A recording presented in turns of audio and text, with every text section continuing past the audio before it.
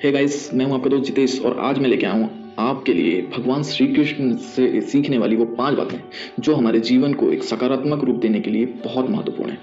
दोस्तों, भगवान श्री कृष्ण से कितना कुछ छूटा। जीवन की शुरुआत में माता पिता छूटे, फिर जो नंद बाबा और यशोदा मिले वो भी छूटे, राधा छूटी, गोकुल छूटा, मथुरा छूटा। जीवन भर कुछ ना कुछ छूटता ही रहा, लेकिन जो नहीं छूटी वो थी भगवान श्री कृष्ण की सकारात्मकता और उनकी मुस्कान। दोस्तों, जिंदगी में जब सब कुछ छूटता रहे तब भी कैसे आप मुस्कान को बनाए रख सकते हैं और कैसे सकारात्मक रह सकते हैं, ये सिखाते हैं भगवान श्री कृष्ण। तो आज मैं बात करूंगा उन 5 बातों के बारे में जो सभी को सीखनी चाहिए हमारे भगवान श्री कृष्ण से। तो दोस्तों, जब जीवन में कुछ भी ना समझ में आए तो एक काम कीजिएगा, हमारा जो एक पवित्र ग्रंथ है श्रीमद् भागवत गीता, उसे पढ़ना शुरू कीजिए। जिंदगी की हर शंका और हर समस्या का समाधान आपको उसमें मिलेगा। आइए बात करते हैं 5 learning from Lord Shri Krishna.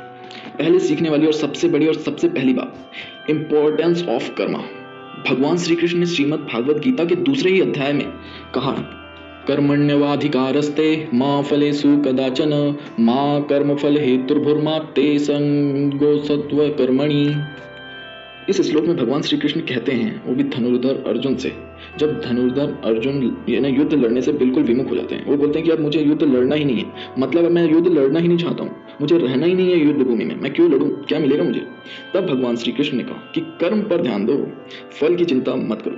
भगवान श्री कृष्ण ने कहा कि जो मोह है फल से, उससे खुद को डिटैच कर लो।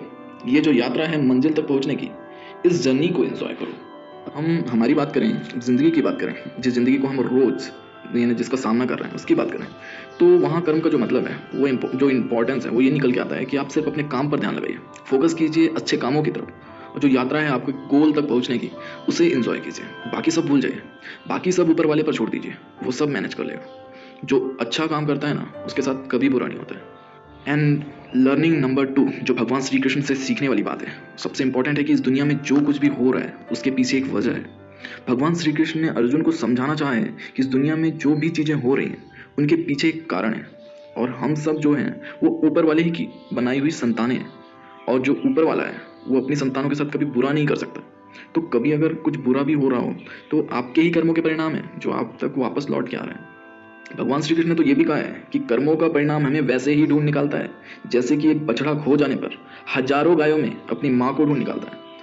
तो दोस्तों, अच्छा होगा, इस बात में यकीन रखिए, अपने आप को ऊपर वाले पे सौंप दीजिए। उसी तरह जैसे कि अब सौंप दिया सारा जीवन सरकार तुम्हारे हाथों में, अब जीत तुम्हारे हाथों में, अब हार तुम्हारे हाथों में। उसके बाद भूल जाइए, बाकी सब उन्हें देखने दीजिए। और इसके बाद दोस्तों, लर्निंग नंबर 3, माइंडफुलनेस।